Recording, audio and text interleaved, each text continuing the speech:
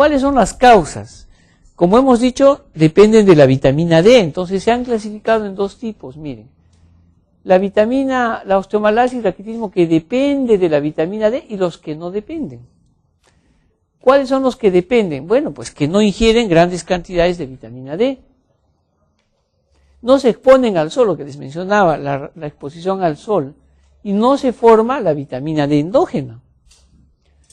Hay mala absorción de la vitamina D, desórdenes del metabolismo de la vitamina D y defectos en los receptores. Ustedes saben, para que se forme hay receptores del 1,25 dihidro vitamina D y el ergocalciferol, que es la vitamina D3, la activa. O sea, hay problemas a veces en el riñón, en el hígado. Una persona que tiene cirrosis hepática, insuficiencia renal, no van a tener entonces vitamina D, por consiguiente no van a tener absorción de calcio. La vitamina independiente, o sea, que no dependen de la vitamina D, son estas enfermedades. Miren, defecto tubular renal con acidosis crónica, intoxicación por aluminio, personas que usan todo el tiempo anticonvulsivantes. Nadie les toma importancia a estas personas, ¿no? Tienen epilepsia o han tenido cirugías y usan anticonvulsivantes. Estas personas también pueden tener problemas óseos. Y la insuficiencia renal, que ya hemos hablado, los que están en diálisis. ¿Cómo clasificamos el raquitismo en los niños? Entonces, en los niños, el raquitismo, ustedes pueden ver, se puede clasificar en tres grandes grupos. Primero, por deficiencia de la vitamina o sus metabolitos. En segundo lugar, porque dependen de la vitamina D. Y en tercer lugar, son resistentes a la vitamina D. O sea, hay vitamina D, se exponen al sol, les dan suplemento, pero no actúa la vitamina D. Cuando son por, digamos, deficiencia, hay que ver la endógena y exógena. Obviamente la exógena es porque no toman vitamina o no se exponen, o hay mala absorción. Por ejemplo, miren, todos los procesos colestásicos crónicos pueden llevar a esta causa. Y la endógena, la falta de exposición, el raquitismo congénito. Vamos a ver rápidamente el hipoparatiroidismo, ya lo hemos visto, que puede producir raquitismo en los niños. Por eso han visto cómo estaban los niños. Entonces, ¿cuáles son las manifestaciones clínicas? Primero, la más frecuente es que a los niños les duelan los huesos. Hay niños que dicen, tengo dolor óseo, pero no lo definen bien, no les hacen caso. Bueno, ¿a qué niño duele? Te habrás caído, estarás jugando. Pero lo más importante es que miren dónde duele. En los huesos largos, en las costillas y en la pelvis. Y que empeoran cuando cargan algo y es más en la noche. Están durmiendo, me duele el hueso. Hay una miopatía a nivel proximal y en las extremidades inferiores. Obviamente, si no tienes un hueso bien constituido, los músculos también se afectan. Tienen fatiga, malestar general, tienen la marcha dandinante, esta marcha de pato, ¿no? Fracturas óseas y deformidades. Y tienen debilidad muscular. Dentro de las manifestaciones generales que hay que observar en los niños, están anorexia, no quieren comer, se irritan mucho y el abdomen lo tienen distendido por hipotonía muscular. Sudan bastante y a veces adoptan posiciones de tetania y con mucha frecuencia se infectan o tienen infecciones pulmonares y no crecen, son bajitos. Miren las manifestaciones en el cráneo. Puede haber desde lo que se denomina craniotabes, aumentan las fontanelas y hay un abombamiento frontal, ¿no? Miren, siempre el abombamiento es más hacia la frente. Y en el tórax van a tener el rosario raquítico, ese es el denominado surco de Harrison, y hay una protrusión external. ¿Cuáles son los signos? Básicos, ¿no? Lo hacen parar y van a ver que este niño tiene una ampliación básicamente en las manos, en las muñecas y en los pies, los tobillos, el geno varo, ¿no? Y básicamente no crecen, pues se quedan bajos. Se cierran las fontanelas, no, se retrasan. Hay retraso en la erupción, digamos, de los dientes, no salen todos los dientes. Pueden convulsionar y pueden tener tetania, ya en casos extremos, ¿no? Ya sería un abandono total. Acá está lo que decíamos en Rosario, ¿no? En niños lactantes tienen craniotabes, la mamá les lleva por eso, y tienen el rosario raquítico, ¿no? Cifosis, escoliosis, deformación en varo. Y en los preescolares vamos a tener fractura en tallo verde y en los escolares dolores óseos. O sea, así a veces se puede manifestar. Aquí tienen este gráfico donde van a ver este niño. Muy bien, entonces simplemente para que recuerden cómo la luz ultravioleta en una primera fase va a ingresar a través de la piel, pero acá como no hay vitamina D ya no se produce pues la 1,25. No se absorbe el calcio, produce hipocalcemia, la PTH aumenta, recuerden que es compensatoria, y lo que vamos a ver es una dismineralización del hueso, y esto nos va a dar en los niños el raquitismo y la osteomalacia en adultos. El calcio sube de manera compensatoria, cuando importamos y damos calcio, mejora, ¿no es cierto?, el paso de la 25 a la 1,25, pero esto es con el calcio mejora la absorción también y este es parte del tratamiento. Las consecuencias entonces de la deficiencia están en este gráfico. Si hay deficiencia, la hipocalcemia me manda a la mineralización. Hemos visto el hiperparatiroidismo secundario como primera fase compensatoria, pero la hipocalcemia puede llegar a tetania. O sea, no esperemos que que la PTH aumente. No siempre hay que pedir en ese momento. Entonces en el laboratorio tenemos elevación de la fosfatasa, hipocalcemia, hipofosfatemia secundaria y disminución de los niveles. O sea, ¿se puede dosar vitamina D? Sí. Pidan ustedes vitamina D en orina. Sí se puede dosar vitamina D en orina. Dosaje de vitamina D en orina sale bajo, no tiene, entonces, adecuadamente la vitamina D. ¿Cómo tratamos, en este caso, si es un trastorno del metabolismo o es una deficiencia o pérdida de fosfato? Podemos dar la vitamina D, miren ustedes, estos son los preparados. Por ejemplo, cuando falta, damos la vitamina en estas formas, D2 y D3. Cuando el problema es hepático, porque el paciente no va a producir vitamina, hay que darle la 25-hidroxi.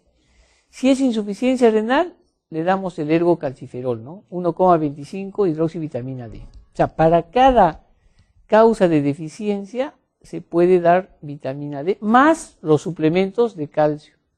La dosis terapéutica, como ustedes ven en los niños en raquitismo, es de 80.000 unidades, fraccionadas, ¿no? Ya cuando el paciente está ya mal, haciendo tetania, convulsión, se le puede dar 300.000 unidades. Entonces hay dos tipos de vitamina D, les había dicho el ergocalciferol, que es la vitamina B2, y el colecalciferol, que es de origen animal, es la vitamina D3. El 2 es derivado de plantas, ¿eh? Los recién nacidos prematuros deben recibir complementos de vitamina D desde el nacimiento. Y miren la dosis, de 400 a 800 unidades. ¿Por qué? Porque estos tienen problemas de absorción. Entonces va a haber un problema de absorción y los niños solo lactan. Entonces de nada sirve que lacten la leche que les den si no las van a reabsorber, sobre todo. Acá están las vitaminas para los niños menores de un mes, las cantidades, ¿no? Y el calcio, pues que debe ser administrado junto a la vitamina D. Se divide, ¿no?, en dosis. En la persona adulta vamos a tener entonces el problema de la osteomalacia. Y este cuadrito lo que muestra es eso, ¿no? Miren, para que se forme el hueso debe haber un material sólido. Este es el famoso osteoide, que debe completamente calcificarse. Entonces tenemos un hueso calcificado y un hueso muy bueno.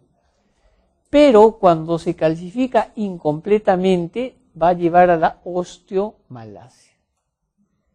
Se supone que la osteoporosis es parte del envejecimiento, ¿no? O sea, la osteoporosis es el continuum de la vida del hueso en una persona. Entonces, cuando ya está calcificado, la mujer llega a los 30 años máximo para que pueda ahorrar calcio. Todas las que tienen menos de 30 años tienen hasta los 30 para consumir mayor cantidad de calcio. No se inhiban, no me gusta la leche, el yogur, y no consumen calcio. El calcio tienen que consumirlo hasta los 30. Después de los 30 ya empiezan a perder calcio. Llegan a la menopausia y el calcio va a salir más rápido. No importa si toman calcio, si toman suplementos, ya está saliendo, eso ya no se puede suplir. ¿De acuerdo? Entonces, ¿qué va a pasar? Hay osteopenia y esto me va a dar osteoporosis. Pero nosotros vamos a tratar esta parte de acá, o sea, no, la osteomalacia no es una enfermedad de ancianos, como han visto, es de jóvenes y adultos jóvenes. Miren ustedes qué se puede ver en una radiografía. Primero hay una desosificación. Normalmente todo este huesito debería estar todo blanco, pero miren acá. Hay como una especie de doble fila, ¿no? Puede haber un colapso en las vértebras, sobre todo las vértebras de la columna. Hay fracturas a cualquier nivel y son útiles las radiografías no para diagnóstico, para seguimiento, por si acaso. ¿Cómo se hace el diagnóstico entonces de una osteomalacia? Se hace una biopsia de hueso. ¿Cuál es el primer síntoma de la osteomalacia? Dolor óseo en adultos, por si acaso. El dolor óseo. Tengo dolor de hueso, debe ser el frío, ¿no? Siempre asociamos, el frío te hace doler los huesos. No es así. Se hace una biopsia. Se comprueba, ¿no es cierto?, la desfase de mineralización que es superior a 10 días. En la biopsia, entonces, podemos ya tener, desde el punto de vista patológico, esta desmineralización. Laboratorialmente se ve alteraciones del calcio, el fósforo, la vitamina D, según sea la causa de la enfermedad. Miren, en adultos la osteomalacia por deficiencia de vitamina D. El calcio puede estar normal o bajo. Normalmente el fósforo que se dosa en sangre siempre está bajo, ¿ya? Menos de 2.8. Dosaje de vitamina D, les dije que se debe dosar, sale por debajo de 5 nanogramos. Y muchas veces la fosfatasa alcalina se encuentra elevada. Cuando hay problemas de defecto tubular renal de absorción, vamos a tener calcio normal, el fósforo bajo y la fosfatasa también muchas veces está normal, a diferencia del otro donde esté elevado. Entonces acá no es el efecto de la vitamina D, sino es la absorción en el túbulo renal. Recuerden que hay enfermedades renales que pueden producir osteomalacia. ¿Cuál es el tratamiento entonces de esta, dependiendo de la patología? Si disminuye la 1-alfa, la hidroxilación renal, o sea, el paciente tiene una insuficiencia renal, lo que se puede dar es el calcitriol, ¿no? Este calcitriol son tabletas, de 0.25 a 0.50. Nosotros usamos el calcitriol para los pacientes que han sido operados de la paratiroides. Son mayores que no pueden absorber, 60 años, 59, o tienen problemas de absorción. Les damos el citrato de calcio o el carbonato, más la vitamina D, pero si no absorben, tenemos que darles el calcitriol. Son tabletitas de calcitriol. O sea, ya es la vitamina D, no ya de acción, pues no es la que tú le das para que absorba y después se vaya transformando. No, ya es la vitamina que ayuda, ya está, como quien dice, ya hemos dado 2 pasos adelante en su metabolismo. Más que el Ectorol, lo que damos es calcitriol. Pero si no hay relación del metabolismo, entonces el ergocalciferol, que es la vitamina D2, en vez de la D3, ¿no? Se puede dar hasta 12 meses.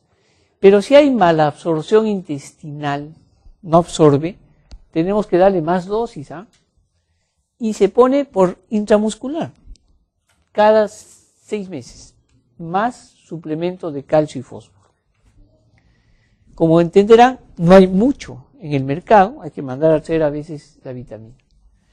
¿Cuál es el pronóstico entonces tanto de la osteomalacia? Bueno, va a depender, pues, ¿no? ¿Se puede curar la osteomalacia? Obviamente depende de la causa, ¿no es cierto? Y el raquitismo sí se controla.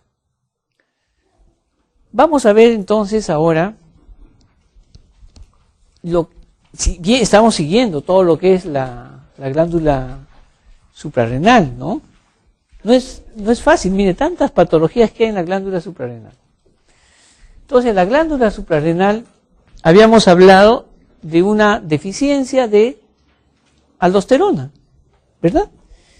Pero ¿qué pasa con el aumento de la aldosterona? Porque, ojo, el feocromocitoma solamente es de las catecolaminas, ¿de acuerdo? Pero hay otra zona en la suprarrenal que tiene que ver con la aldosterona.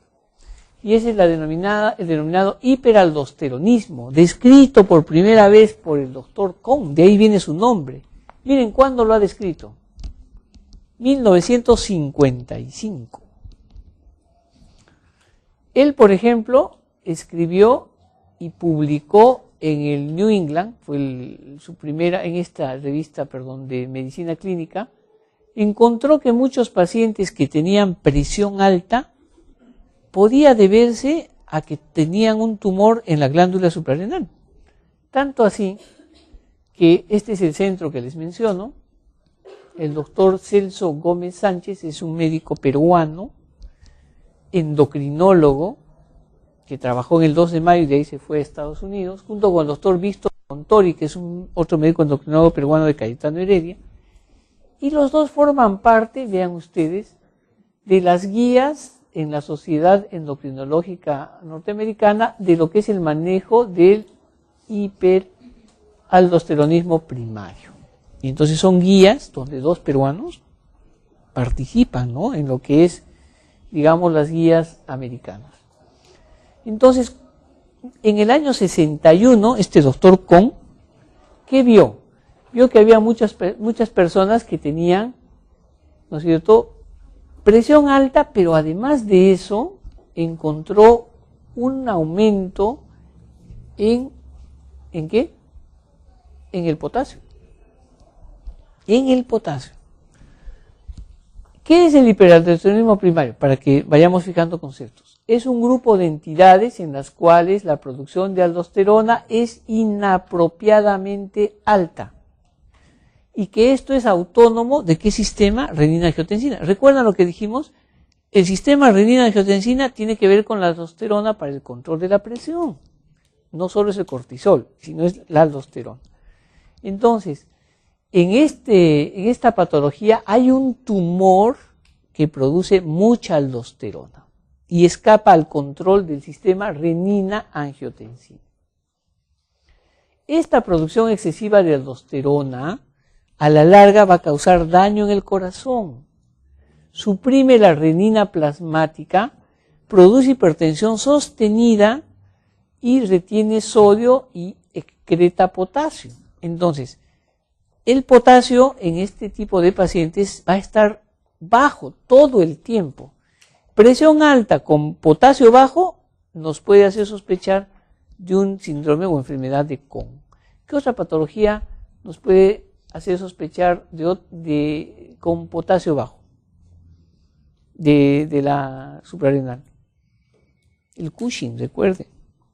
El Cushing también produce hipertensión y produce hipocalemia. No se olviden, ¿eh? Les van a preguntar, ¿qué enfermedades producen hipertensión e hipocalemia desde el punto de vista endocrino de las glándulas adrenales? Cushing y enfermedad de Kohn o hiperaldosteronismo. Es común, miren, antes el 1% recién se estudiaban, todos los que tenían hipocalemia, solamente el 1%. Las dos últimas décadas, y muchos pacientes que les menciono hemos mandado nosotros a esta serie a Estados Unidos, en las dos últimas décadas ya la incidencia en los pacientes jóvenes con hipertensión arterial, con hipocalemia que ellos iban investigando, la incidencia de esta enfermedad ha subido del 1% al 10%. O sea que es bastante frecuente en ese grupo de personas. Miren ustedes, son dos grupos. Acá están los que tienen la enfermedad de Kohn o el tumor en la suprarrenal, en la médula, que produce aldosterona, y las personas que tienen hipertensión esencial. O sea, estos hipertensos que no tienen sino la hipertensión primaria. Miren cómo se diferencia la prevalencia de daño en el ventrículo izquierdo. El estadiaje, aquí ellos quisieron mirar cuántos de los pacientes que tienen hiperaldosteronismo tienen una hipertensión importante, severa.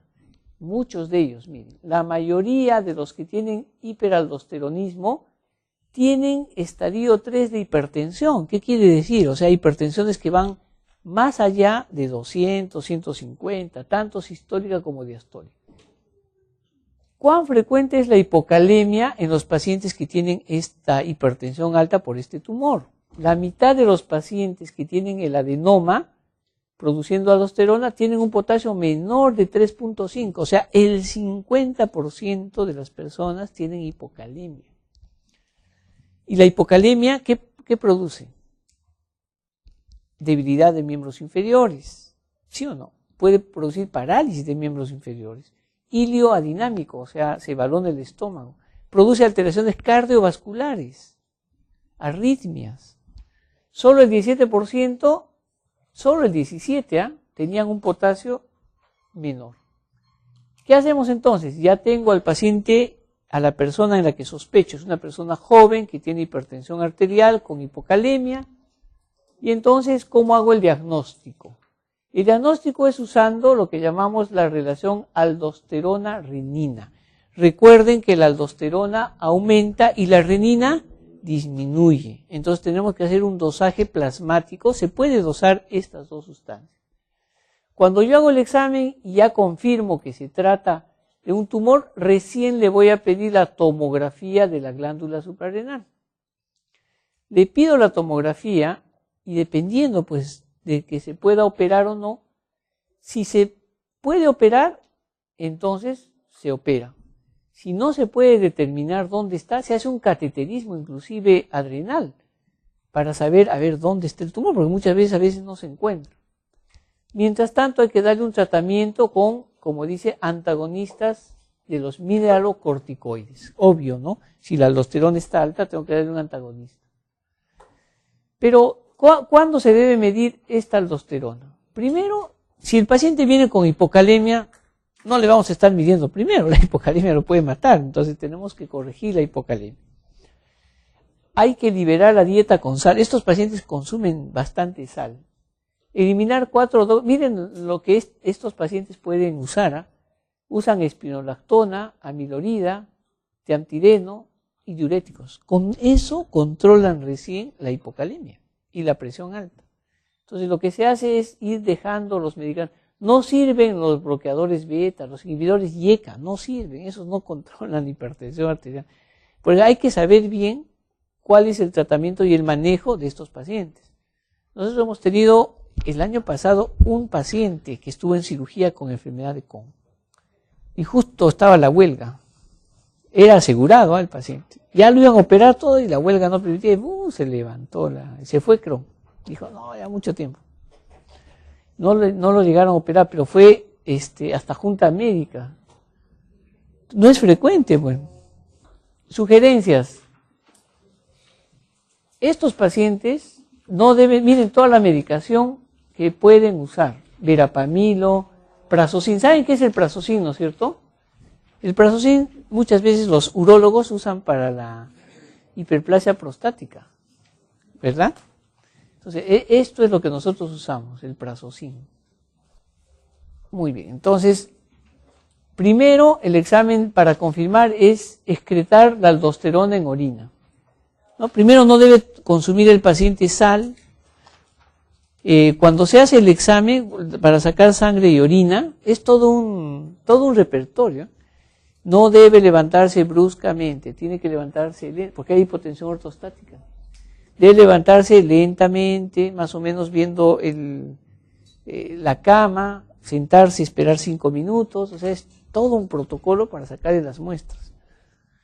Es un paciente entonces con hipertensión, que tiene hipopotasemia, que no tiene edemas en la pierna, que ingiere normalmente el sodio, ya le hemos controlado, le hemos dicho que estos pacientes toman bastante sodio, y es mantenido pese a los suplementos de potasio, o sea, sigue siendo la hipertensión y la hipopotasemia. Antes de realizar los estudios, intentar corregir la hipopotasemia, suprimir los fármacos. No debe estar tomando espinolactona, si son mujeres, estrógenos, beta bloqueadores, YECAs, por lo menos de 2 a 4 semanas. Y tiene que mantenerse en posición erecta 2 horas, ¿ven? Lo que les menciono. En posición erecta 2 horas. Se mide la actividad de la renina plasmática, así hay que pedir al laboratorio. Se mide la aldosterona plasmática y la relación, como ven, aldosterona-renina. Eso es lo que se pide en los exámenes de sangre. Entonces vamos a ver que aumenta, ¿no es cierto?, la actividad de la renina, aumenta la aldosterona y la relación también. Si la relación, como ven acá, que se da en nanogramos es 50, entonces ya es diagnóstico. Si el valor sale 50, ya es diagnóstico. ¿De acuerdo? Entonces hay que buscar dónde está el tumor en la suprarrenal derecha, izquierda. ¿Ok? Si sale 30, es sugestivo. No hemos descartado, pero es sugestivo. Pero si sale 10, entonces no está en la glándula suprarrenal, sino hay que buscar dónde estará. A ver, ¿cuál es la causa del hiperaldosteronismo? No es un tumor, puede ser una hipertensión realmente que tenga la persona, está usando diuréticos, es un tumor que secreta renina o es una coartación de la aorta. Miren todo lo que se puede encontrar cuando esta relación sale normal.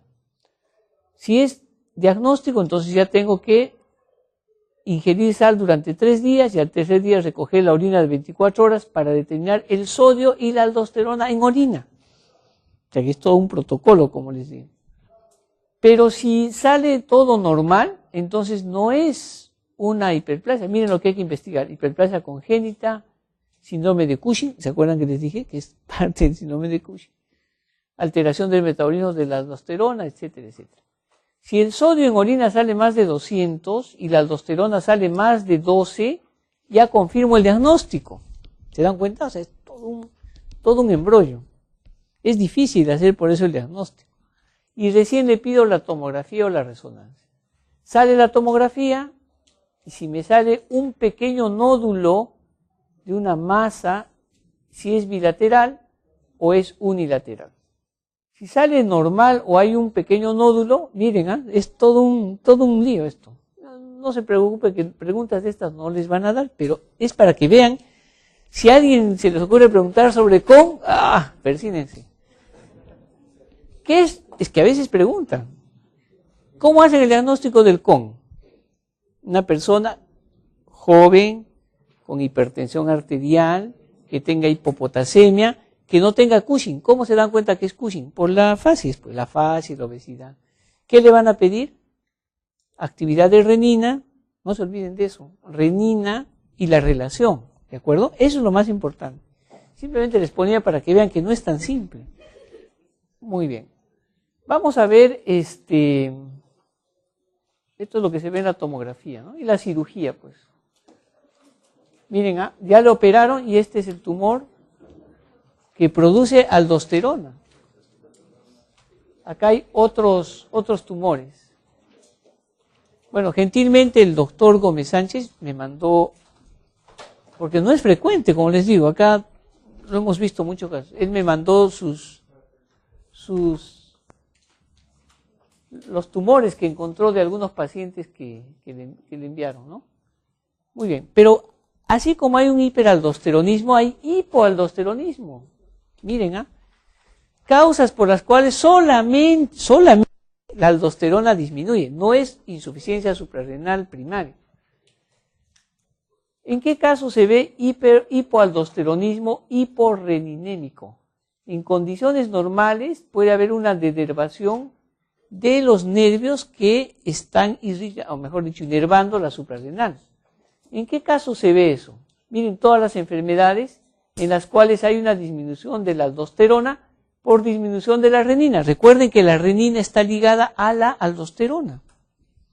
En lupus, en mieloma, en amiloidosis, en gota, en nefritis intersticial, en SIDA, en hipercalcemia, los AINES y en nefropatía diabética. Los pacientes con nefropatía diabética pueden tener hipoaldosteronismo.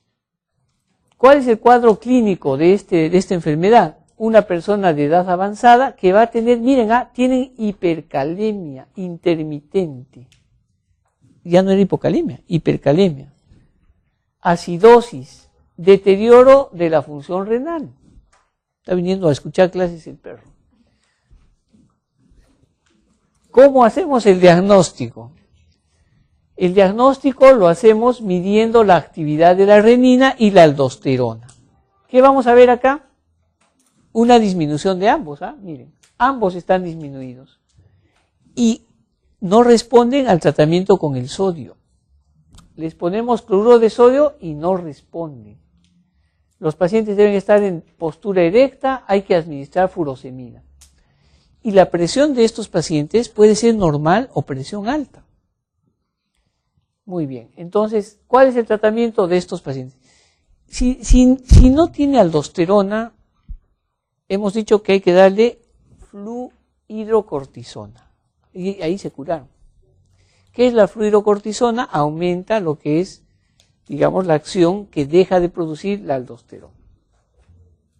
Mira, estos son algunos casos. Y este es un caso de una paciente que tenía hipoaldosteronismo, pero era una paciente diabética. Para terminar, esto que es la última, vamos a ver el síndrome adrenogenital, es lo que me pide en el sílabus. ¿Ya? Es pesado, yo sé que es pesado, pero les he tratado de dar lo mínimo, porque en realidad es un poco complicado hablar de patologías que no son frecuentes, ¿no? No sé, el doctor me has dado lo más pesado que hay. Bueno, será porque he tenido la oportunidad de ver pacientes, ¿no? Entonces, quizás eso sea lo que nosotros vamos a ver. A ver, miren, nos llaman de pediatría en neonatología y nos dicen, ¿este recién nacido es varón o mujer? ¿Esto es un pene? ¿Esto de acá son labios o es un escroto no desarrollado? ¿Qué le dicen a los papás? Esto viene a ser un genital ambiguo, ¿de acuerdo? Viene a ser parte de lo que se llama la diferenciación sexual.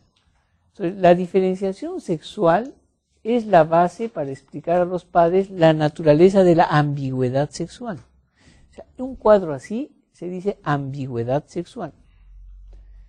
Antes de las 6 semanas de vida intrauterina, el tejido gonadal es indiferenciado. O sea, antes de las 6 semanas, la gónada o la célula pluripotencial que tenemos no se sabe si es varón o mujer. Por eso es que no se puede detectar más temprano el sexo. ¿De acuerdo? Tiene que ser después de las 6 semanas. Y entonces esta gónada, digamos, pluripotencial, puede ir a masculino o femenino. ¿De quién depende de que vaya masculino o femenino? De los cromosomas, pues. Si tú tienes cromosomas XX, vas a ser mujer. Si es XY, varón. Y a otra cosa es si sale X0, XXY, ¿no? Son ya alteraciones cromosómicas. Entonces, miren, la diferenciación sexual tiene estos periodos. En el periodo fetal, el sexo genético se da desde que el óvulo es fertilizado, ¿verdad? Antes de la implantación ya está el sexo genético. El sexo gonadal se va a dar a través de un factor que se llama determinante del testículo. En el varón, para que sea testículo, tiene que haber este factor. Y en la mujer, tiene que estar ausente.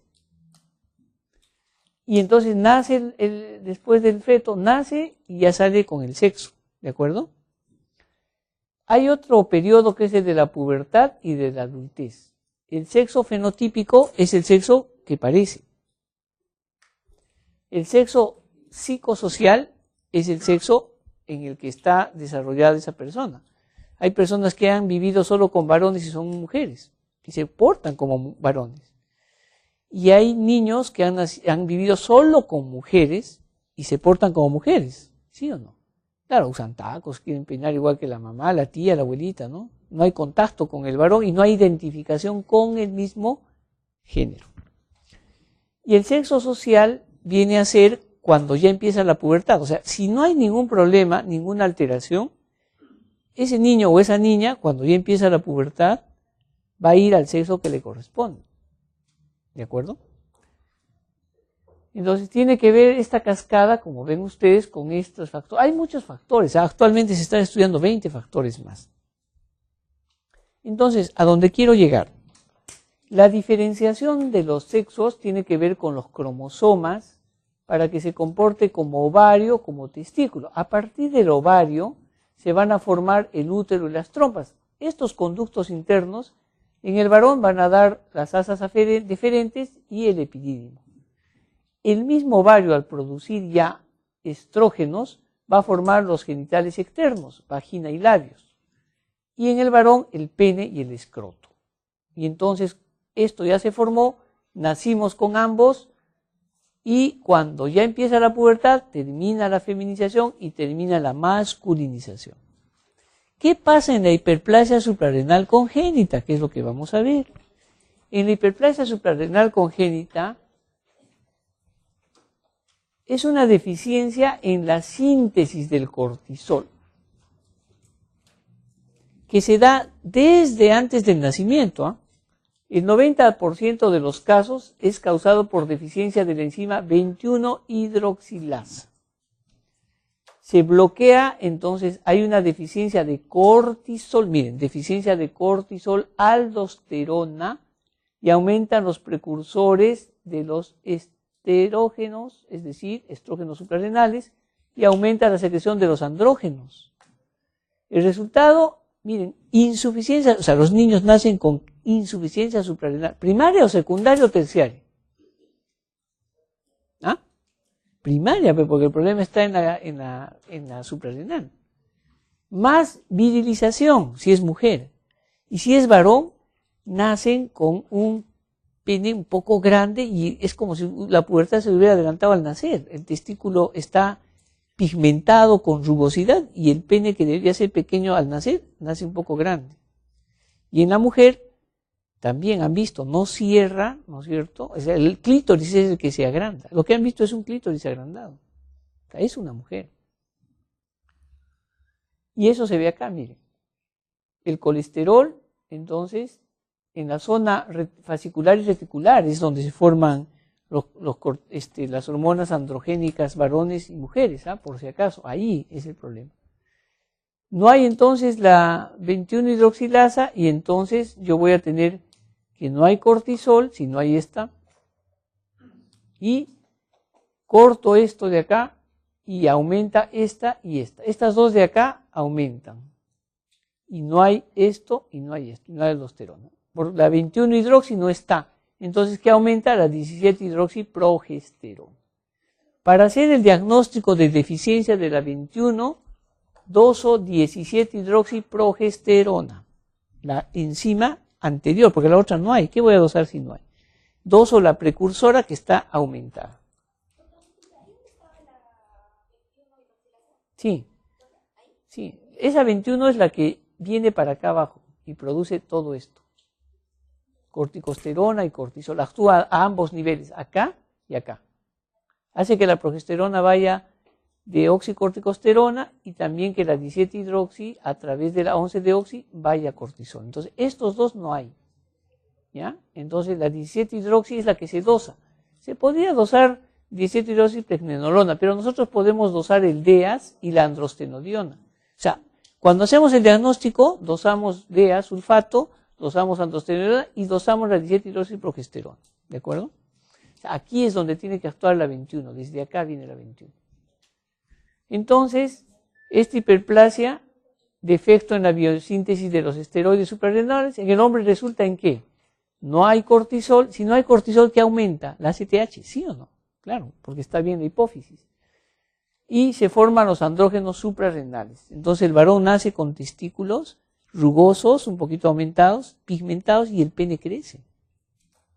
No será pues un pene grande, pero es un pene para el recién nacido, es más o menos grande. Entonces la forma más común es la 21-hidroxilasa. Esa disminución del cortisol nos va a dar insuficiencia suprarrenal, o sea, nacen con insuficiencia suprarrenal. Aumenta la DEA y la androstenodiona, el diagnóstico se hace dosando esto, y en las mujeres hay masculinización, aumenta el clítoris. Los labios menores se vuelven oscuros. Y en el varón, lo que les decía, desarrollo precoz.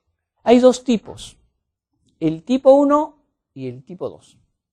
El tipo 1 es de inicio tardío, ¿de acuerdo? O sea, no empieza al nacimiento. La mujer es la que generalmente, porque la que carga, digamos, no hay tipo 1 mucho en el varón, porque rápidamente se hace el diagnóstico. En la mujer empieza en la pubertad. La mujer va a la pubertad porque tiene hirsutismo, tiene oligoamenorrea, tuvo su primer periodo menstrual, pero después ya no tiene los 6 siguientes meses, es irregular todo el tiempo. Y tiene acné, y tiene cambios en cuanto a la composición femenina. Puede ser que haya un síndrome de ovario poliquístico asociado. Generalmente es un diagnóstico diferencial. Toda mujer joven que llega a la consulta se tiene que hacer un diagnóstico diferencial cuando tienen hirsutismo y virilización de 5 enfermedades. Primero, Cushing. Ya, obvio, ¿no? Si viene Cushing, ya está el diagnóstico, pero a veces no necesariamente viene Cushing, viene con estrías, oligomenorrea y algo de hirsutismo. Cushing. En segundo lugar, hipotiroidismo. El hipotiroidismo también puede producir aumento de peso, puede producir hirsutismo. En tercer lugar, tienen que hacer el diagnóstico de tumores en los ovarios o en la glándula suprarrenal, tumores malignos. ¿Ya? En cuarto lugar, tienen que hacerle un despistaje de síndrome de ovario poliquístico. ¿Qué es el ovario poliquístico? Quistes en el ovario. Como no reglan porque la resistencia a la insulina produce un bloqueo, aumentan los andrógenos en el ovario y en la suprarrenal. Recuerden que el síndrome de ovario poliquístico tiene 3 causas fisiopatológicas. Normalmente aumenta la FSH en la primera fase, ¿no? Y la LH, pero acá se invierte, aumenta la LH. Primero. 2, se supone que en el ovario la somatomedina C, la IGF-1, tiene que transformar en la teca la conversión de hormona masculina a femenina, se bloquea eso. Entonces hay más hormonas masculinas en el ovario. En la suprarrenal ocurre lo mismo, más androstenodiona, más de hidroepiandrosterona. Entonces la mujer que tiene quistes en el ovario, más oligomenorrea y androgenización, puede subir la testosterona. ¿De acuerdo? Y el último es esto, hiperplasia suprarrenal de inicio tardío que se llama no clásica. Entonces, esas 5 patologías se tiene que estudiar. Y para eso, lamentablemente, hay que hacer exámenes de laboratorio. Entonces, miren, crecen rápido, pero el problema, ¿cuál es de estas niñas que tienen talla baja final? Pues ya menarquia, ya están arreglando. Es que el problema es que cuando va a la consulta ya tuvo menarquia. O sea, ya los estrógenos cerraron su cartera, son bajitas. Y lo peor es que son infértiles si es que no corregimos esto. El tipo 2 o el clásico se describe en el recién nacido. Son perdedores de sal. Si es femenino, hay virilización. Si son varoncitos, macrogenitosomía. O sea, ustedes van a ver que tienen un pene grande, ¿no? Se están naciendo recién. ¿Cuál es el problema de esto? De la crisis suprarrenal, que hacen insuficiencia aguda. O sea, nacen los niños o niñas y tienen esto. Vómitos, pierden peso, poliuria, hipotensión, acidosis respiratoria, hiperpigmentación, los genitales ambiguos que les menciono, hacen hiponatremia, hipercalemia, hipoglicemia, neutropenia, linfocitosis, eosinofilia. O sea, los pacientes entran en crisis suprarrenal.